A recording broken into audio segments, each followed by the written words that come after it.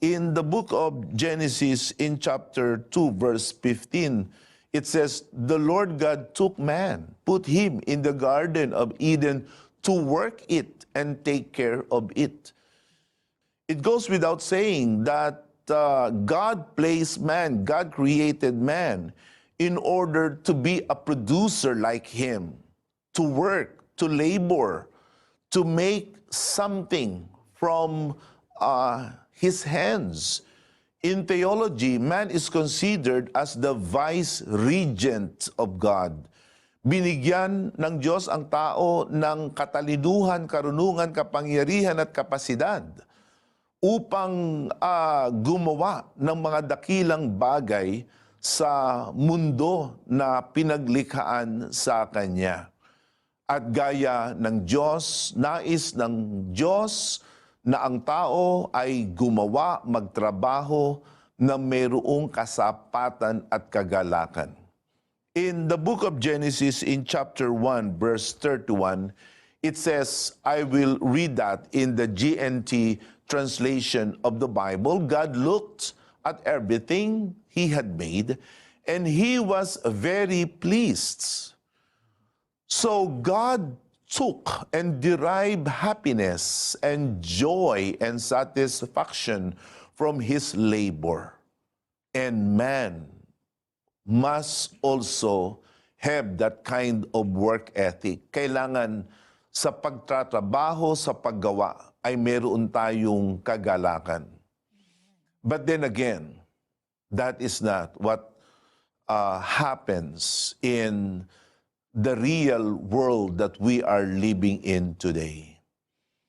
Mula nang ang tao ay nahulog sa kasalanan, ang trabaho ng tao ay naging malaking kahirapan, naging malaking kadustaan sa kanya. Work lost its appeal to men, and men have become enslaved by work.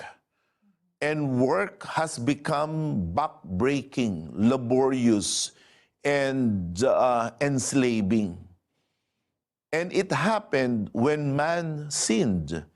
Here in Genesis, in chapter 3, in verse 17, it says there, to Adam he said, because you listened to your wife and ate fruit from the tree about which I commanded you, you must not eat from it. Cursed is the ground because of you. Through painful toil, you will eat food from it all the days of your life.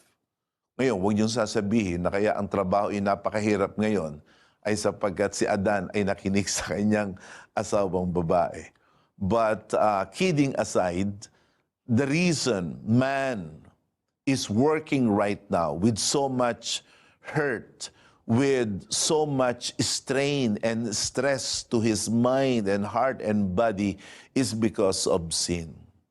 So this is quite a very revealing thought to all of us na iyang paggawa na wala sa Diyos, iyang paggawa na hiwalay sa kalooban ng Diyos, ay hindi iyan ang magdadala sa atin ng katiwasayan.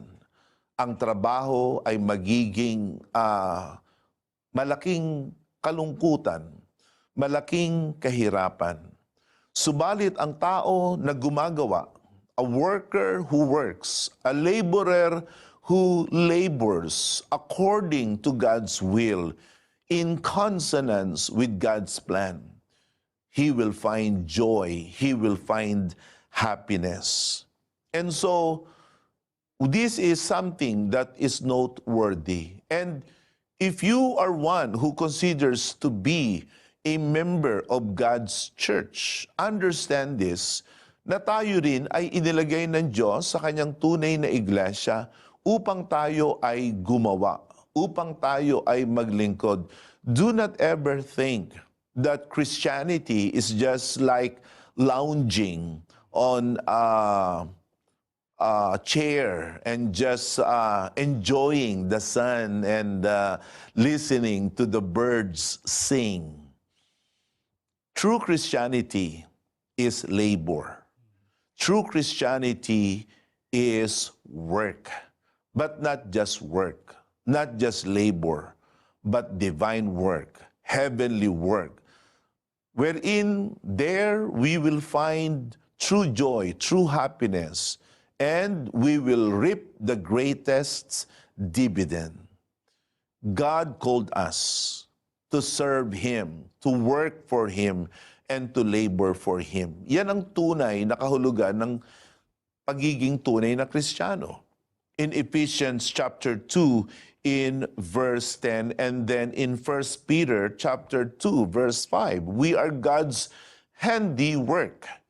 We are created in Christ Jesus to do good works.